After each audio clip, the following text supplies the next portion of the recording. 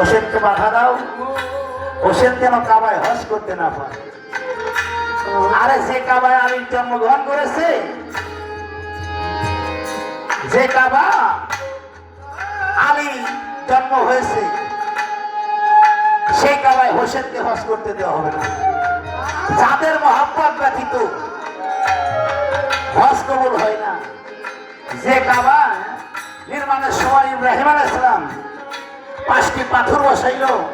প্রথম পাথরে মোহাম্মদের নাম, দ্বিতীয় পাথরে মাওলা আলী, তৃতীয় পাথরে ফাতেমা, চতুর্থ পাথর ইমাম, পঞ্চম পাথরে হুসাইন। ইব্রাহিম জিজ্ঞাসা করলো, হে আমার রব, আপনি বলে দিন এই 5টা নাম, এর কারণ কি? আবার ডান দিক থেকে হজ শুরু করা হয়, আর ডান দিকে সেই 5টা পাথর বসানো। আল্লাহ বলল, ইব্রাহিম, এরা তোমার আওলাদে আসবে। আখিরি জামানায় হবে মোহাম্মদ, আর মোহাম্মদের আওলাদে এরা হবে আহলে বায়াত। এই 5 জনের মোহাম্মদ যার অন্তরে থাকবে না, সেই কাবায় হজ করলেও তার হজ কবুল হবে না।